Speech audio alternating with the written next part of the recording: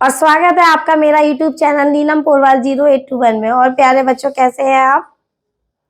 अच्छे होंगे। और बच्चे बताइए। चलिए, आज का हमारा टॉपिक है जो हमारा पिछले वीडियो में था, छाया मत छूना, इसी का पार्ट 2। पार्ट 1 में हमने इसके फर्स्ट और सेकंड जो दोनों पद थे वो उसको हमने एक्सप्लेन कर दिया था, भावार्थ विद व्याख्या हमने आपको बता दिया था। उसमें क्या होता है, जो कवि होता है, अपने कवि ने क्या बोला था कि व्यक्ति को अपने ना तो पास्ट में ज्यादा जीना चाहिए, पुरानी यादों को सोच सोच कर, ना ही भविष्य की इतनी कल्पनाएं करनी चाहिए कि वो उन्हीं में खोया रहे और अपने वर्तमान को वो खो दे, वर्तमान को भूल जाए या अपने वर्तमान को बिगाड़ ले। ठीक है, तो ये उसी के आगे का है हमारा पार्ट, बोला जाए पार्ट 2 में पद नंबर 3। तो देखें, दुविधा हत साहस है, दिखता है पंथ नहीं, दे सुखी हो पर मन के दुख का अंत नहीं। दुख है ना चांद खिला शरद रात आने पर, क्या हुआ जो खिला फूल रस बसंत जाने पर। जो ना मिला फूल उसे कर तू भविष्य वरण, छाया मत छूना मन होगा दुख दूना। बार बार यहाँ पर कभी वही बात कह रहे हैं कि आपको अपने बीते हुए कल में ज्यादा नहीं खोना है। बीते हुए कल में आप ज्यादा ना खोएं, उनकी यादों में ना रहे, पुरानी स्मृतियों को याद ना करें। तो यहाँ पर कवि कहता है, माना कि तुम्हारा साहस मन की दुविधाओं के कारण नष्ट हो गया है। साहस यानी जो व्यक्ति वर्तमान समय में जितना साहसी होता है, इंटेलिजेंट होता है, तो वो क्या है, पुरानी जो यादों थी उनकी दुविधाओं में, वर्तमान और बीते हुए कल में कंफ्यूजन, उसे अपने पुरानी यादों में इतना खोया रहता है कि आज और कल में वो क्या करता रहता है, कंफ्यूजन, कंपटीशन करता रहता है, कंपेयर करता रहता है कि पहले ऐसा था और ऐसा। तो इन दुविधाओं के कारण क्या है, उसका जो साहस है वो नष्ट होता जा रहा है। सफलता मिलेगी या सफलता, यह मार्ग ठीक है या नहीं, मतलब उसके जीवन में इतना कंफ्यूजन है कि कोई भी कार्य करता है, करने से पहले 10 बार सोचना है कि सफलता मिलेगी कि नहीं मिलेगी हमें, यह मार्ग हमारा ठीक है नहीं, मतलब बहुत विचार करता है हर कार्य को करने से पहले।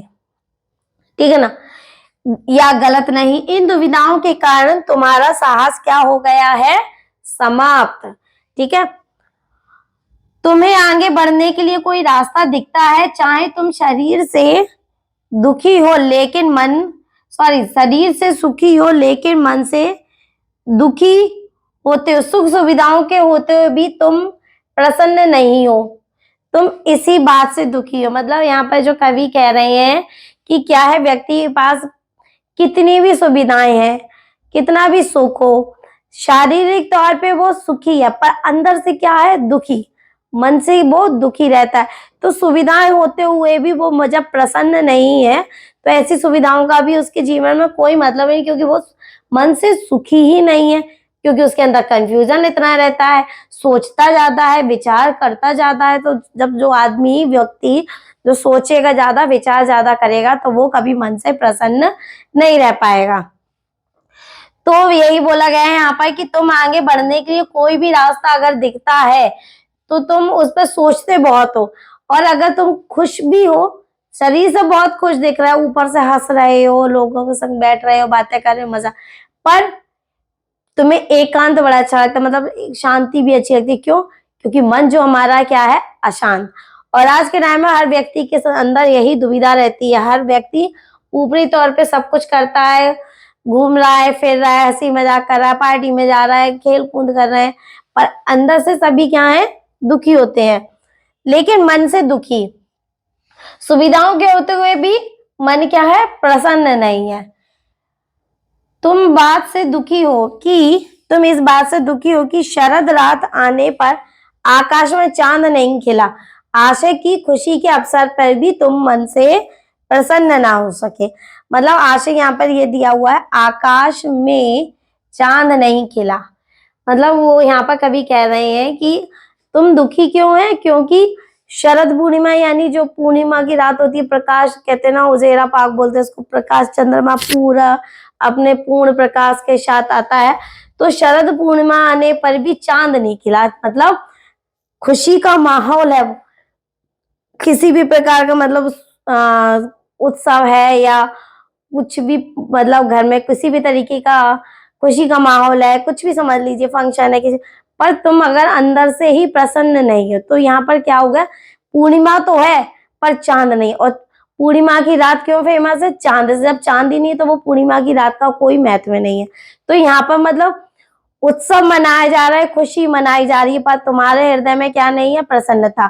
तो ऐसे उत्सव का, ऐसी खुशी का कोई मतलब ही नहीं है कि जैसे बच्चे का, चलिए एग्जाम्पल लेते हैं, जैसे बच्चे का बर्थडे है, ठीक है ना, बच्चे बर्थडे पे इतने एक्साइटेड होते हैं, पर जिस बच्चे का बर्थडे हो रहा है और वह बच्चा अंदर से खुश नहीं है, उसके किसी भी चीज का प्रेशर मान लीजिए, चाहे एग्जाम का प्रेशर मान लीजिए, किसी भी चीज को लेके वो अपसेट है, ठीक है ना, तो वो उस पार्टी को, उस बर्थडे पार्टी को अपने को क्या है, ढंग से एंजॉय नहीं कर पाएगा। साथ में जो फैमिली वाले होंगे उनको भी थोड़ा रहेगा कि इतना सब कर रहे हैं ये तो भी खुश नहीं है।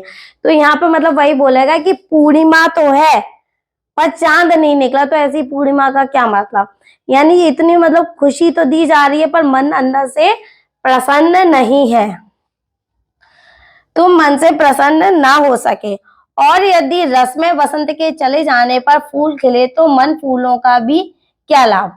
और मतलब अगर बाद में खुश होते हैं, जब मतलब समय पर खुश नहीं है, जब चार लोग मिलने आते हैं, व्यक्ति चार लोग बैठे होते हैं, उनके बीच में उदास से बैठे रहोगे, ठीक है ना, तो अपसेट से, तो क्या है, उनका भी मन उदास हो जाएगा प्लस आपका भी रहेगा।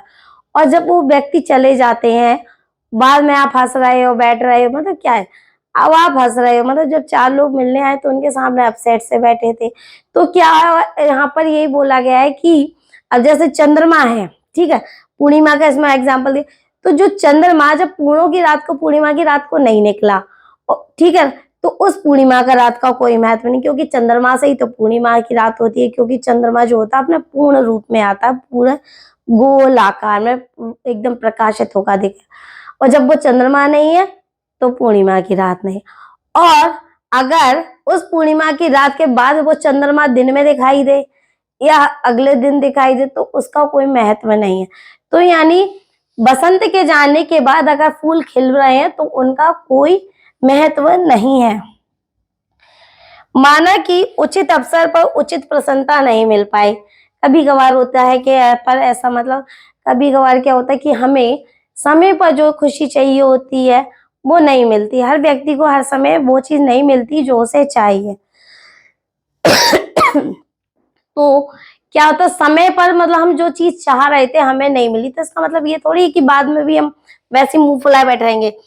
उचित समय पर वह उचित प्रसन्नता नहीं मिल पाई, फिर भी तुम उन असफलताओं को भूल जाओ, ठीक है ना। अब हम जैसे परसेंटेज एग्जाम में चाहते हैं, हमने मेहनत भी की पर हमें वैसे नहीं मिले, ठीक है ना, हाई स्कूल में कम आ गए कोई बात नहीं, इंटर के लिए और प्रयास करेंगे। ये थोड़ी हाई स्कूल का गम मनाने के लिए बैठे रहे, इंटर और फर्स्ट ईयर भी बिगाड़ दे। तो यानी समय आने पर जो चीज नहीं मिल पाई है तो उसके को भूल जाओ, आगे की सफलताओं के लिए खुश रहो, मन को प्रसन्न रखो, ताकि आगे जाके तुम्हें असफलताओं का सामना ना करना पड़े। अपने आने वाले समय को संभालने का प्रयास करो, मन में बसी यादों और कल्पनाओं में मत जियो। अपने आने वाले कल, ठीक, आने वाला कल को संभालना, जैसे अभी बोला ना मैंने कि अगर आपके मार्क्स अभी कम आते हैं या पहले कभी कम आ चुके हैं तो उसके चक्कर में अपना आज और आने वाला कल ना बिगाड़, तो अपने बीते हुए समय को की यादों को, स्मृतियों को भूल जाए और आने वाली कल्पनाओं से भी थोड़ा दूर रहे, ठीक है ना। जो आपका आज का वर्तमान है उसको स्वीकार करके उसी में जीने का प्रयास करें। तो ये आज हमारा यहाँ पर ये छाया मत छूना चैप्टर का जो व्याख्या है वो आज यहाँ फिनिश हो रही है। आप इसे देखो, फिर मैं इसके क्वेश्चन आपको यहाँ पर भी दिखाती हूँ, क्वेश्चन आंसर सॉल्व करती हूँ, फिर अपने आपको लिंक में शेयर कर दूंगी डिस्क्रिप्शन बॉक्स में, देखो आप।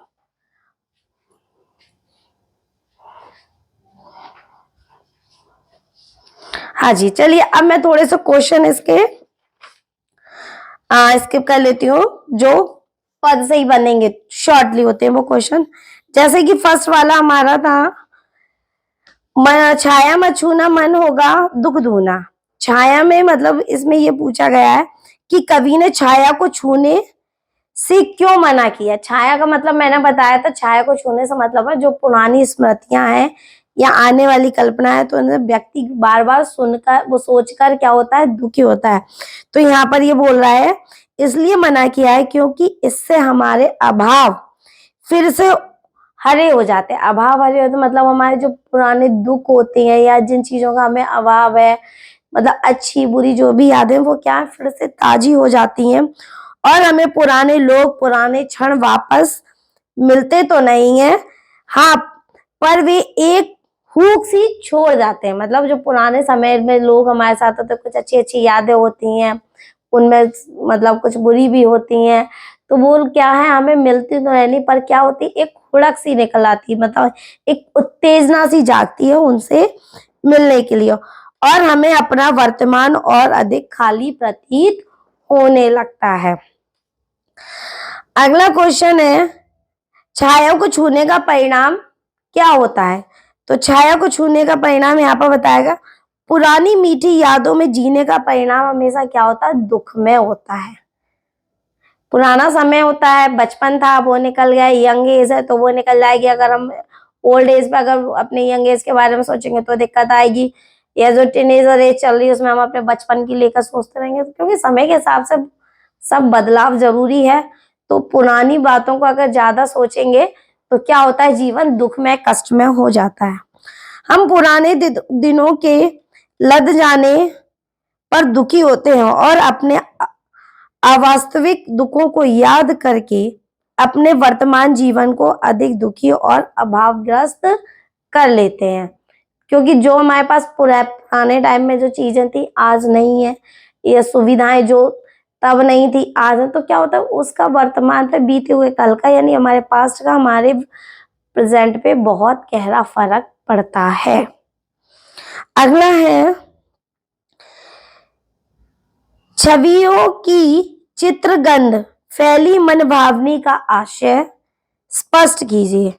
तो इसका अर्थ है जब हम पुरानी यादों में जीते हैं तो हमारे सामने केवल बीती हुई मीठी पुरानी यादों के दृश्य सामने आ जाते हैं, दृश्य सामने आ जाते हैं, बल्कि उन क्षणों की सुगंध भी तरोताजा होती है। अगला है कवि ने सुधियों के लिए सुरंग विशेषण का प्रयोग क्यों किया है? कवि ने सुधियों के लिए सुरंग विशेषण का प्रयोग क्यों किया? क्योंकि यादें मनमोहक होती हैं, इसलिए उन्हें सुरंग मनमोहक, यानी हम जितनी पुरानी पुरानी यादों में जाएंगे तो इसलिए उन्होंने वहां पे क्या कवि ने इसके लिए क्या शब्द प्रयोग किया, सुरंग का। मनमोहक और रंगीन कहा है। कवि को बीते जीवन में कौन कौन से क्षण याद आ रहे हैं? कवि को बीते हुए जीवन में कौन कौन से क्षण याद आ रहे हैं? तो उसे अपनी प्रिया के साथ चांदनी रात में बिताए गए दिन याद आ रहे हैं। यामिनी और कुंतल शब्दों के अर्थ मैंने बताए थे। यामिनी मीन्स क्या बताया था, रात बताई। तो यहाँ पर यामिनी रात है और कुंतल क्या है, केश। कुंतल की फूलों की याद बनी चांदनी। पंक्ति में कविता का क्या आशय है? तो कवि को इसमें कवि को चांदनी रात को देखकर अपनी प्रिया के जो बालों में गुथे हुए बालों में जो फूल गुथे थे वो याद आ रहे। चोटी में मतलब गुथे हुए जो चोटी होती है ना, गोती जाती है, एक तो खुले बालों की होती है, गुथे हुए बालों में जो लगे हुए फूल थे उनकी क्या आती है, याद। अगला है हर चंद्रिका में छिपी एक रात कृष्णा है। इस पंक्ति से कवि किस तथ्य से अवगत करवाना चाहता है? तो इसमें है आपका, इस पंक्ति में कवि यह बताना चाहता है कि हर सुख के पीछे दुख आता है। जीवन में सुख और दुख दोनों ही हैं। सुख का महत्व हमें जब मालूम पड़ता है जब हम दुख से होकर गुजर चुके हैं, ठीक है ना। तो हर व्यक्ति के जीवन में सुख के बाद दुख आता है और इसी प्रकार दुख के बाद सुख आता है। मतलब ये क्या, एक सर्कल सा चलता है, सुख है फिर दुख है, सुख है दुख, मतलब एक जाता है और दूसरा आता है। ये चलते ही रहते निरंतर। ये बोला जाए कि सदैव व्यक्ति का जीवन एक सा रहता है, ऐसा नहीं है। हर एक व्यक्ति के जीवन में उतार और चढ़ाव आते हैं। जो उतार है वो दुख हो जाता है, वही चढ़ाव होता है तो क्या हो जाता है, सुख हो जाता है। अगला है छाया से कवि का क्या तात्पर्य है। छाया से कवि का क्या तात्पर्य है। छाया से कवि का अभिप्राय जीवन के कपोल कल्पनाएं झूठी हैं, यानी कपोल कल्पनाएं यानी दिमाग में सोची गई विचार धारणाएं, जो विचार हम लोग सोचते रहते हैं। यहाँ बैठे बैठे हम विदेशों में घूम आते हैं, मतलब पता नहीं क्या क्या विचार बना लेते हैं। तो ये सब पूरी कल्पनाएं क्या है, झूठी हैं। तो व्यक्ति को ज्यादा कल्पनाओं में नहीं जीना चाहिए। जो वर्तमान है, जो हमारा वो प्रेजेंट है, उसको ही स्वीकार करके प्रेजेंट में रहना है। अगला दिया हुआ है मृग तृष्णा से क्या अभिप्राय है। यहाँ मृग तृष्णा किसे कहा गया है। अब मृग तृष्णा यहाँ पर बोला गया है आपके वास्तविक दिखने वाली अवास्तविक, ठीक है ना। जो मृग तृष्णा से अभिप्राय दूर से वास्तविक दिखने वाली अवास्तविक कल्पना, यानी जो दूर से तो हमें लग रही है सच, जो चीज हमें दूर से तो सच दिखाई दे रही है, पर जब हम पास आके देखते हैं तो मतलब दूर से दिखने वाली बढ़िया सी चीज जब पास में आके छू के देखो तो वो कुछ नहीं। तो यानी दूर से दिखने वाली वास्तविक कल्पनाएं जब हम पास में आते तब क्या होती है, वे अवास्तविक यानी झूठी। रेगिस्तान में दोपहर में तेज गर्मी होती है जिस प्रकार, ठीक है ना, गर्मी के कारण रेत को आप चमकता हुआ देखकर ऐसा लगता है जैसे उसमें सोना हो, देखकर या सोने का या पानी का भ्रम होता है। दोपहर में रेगिस्तान की जो वो रेगिस्तान की जो धूल होती है या बालू बोल रहे हैं उसको, जो होती है उस रेत को अगर आप दोपहर में देखेंगे तो वो सूरज की किरणों से क्या चमकती है और हमें क्या भ्रम होता है कि पानी है, ठीक है ना। तो दूर से दिखने वाले वो रेत हमें पानी दिखाई देती, पर जब हम पास में आके देखते हैं तो हमारा क्या हो जाता है, भ्रम टूट जाता है, ठीक है ना। जब हम पास आते हैं तो हमें वो पानी नहीं दिखाई देता, वास्तव में वो क्या होती है, रेत, और हमारा भ्रम जो होता है टूट जाता। तो यही वो कल्पनाएं होती हैं जो हमें दूर से तो वास्तविक लगती हैं, क्योंकि हम जो सोच रहे हैं फ्यूचर के लिए बनाते हैं, नए नए विचार बनाते हैं, कल्पनाएं करते हैं, तो लगता है हाँ हाल हो जाएगा, क्या है इसमें, क्या है, ये करेंगे, पर उनको करने के लिए कितना स्ट्रगल करना पड़ेगा, कितना श्रम करना पड़ता है समय पर। अगला क्वेश्चन है कवि ने यश वैभव नाम मान को किसके समान बताया है। तो इसमें कवि ने यश वैभव और मान को केवल मृग तृष्णा भी बताया था ना। मृग तृष्णा किसे बोलते हैं, दूर से दिखने वाली चीजें जो वाकई में क्या होती है, अवास्तविक, यानी दूर से तो बड़ी अच्छी लगती है पर पास में आके वो क्या है, झूठी है, भ्रमित है करने वाला। तो अभी क्वेश्चन मैंने किया कि छाया कौन सा था, हाँ, कवि ने यश वैभव व मान को किसके समान, मृग तृष्णा के समान बताया है। एक और है क्वेश्चन, छाया शब्द किस अर्थ में प्रयुक्त हुआ। तो जो छाया शब्द झूठी दिलासा और कपोल कल्पना, झूठी दिलासा है यानी हमारा बीता हुआ कल, पास्ट, और कपोल कल्पना यानी हम जो फ्यूचर को लेके, अपने आने वाले कल को लेके जो फालतू की कल्पनाएं करते रहते हैं, विचार करते रहते हैं उनको। तो इसी तरीके के कुछ और क्वेश्चन है, वो थोड़े लेंथी होंगे, शॉर्ट क्वेश्चन मैंने आपको बता दिए हैं, ठीक है ना। तो आप ये जब भी आप चाहें अपने वीडियो को 2-3 बार, आप अगर किसी भी चैप्टर को समझने में कोई भी प्रॉब्लम होती है तो एक बार में नहीं आ सकता समझ में, तो एक वीडियो कम से कम 1 से 2 बार 3 बार आप देखेंगे तो आपको हर चीज समझ में आ जाएगी। और इसके अतिरिक्त और भी एक्स्ट्रा क्वेश्चन है जो मोस्टली आपके एग्जाम में आते हैं, वो मैंने आपको लिंक में नीचे डिस्क्रिप्शन बॉक्स में सेंड कर दिए हैं। तो आज हमारा ये चैप्टर यहाँ पे ये फिनिश होता है।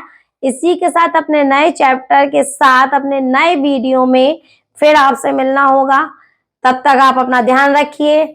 ऑल द बेस्ट स्टूडेंट्स, अच्छा अपना परफॉर्म करिए। Best of luck.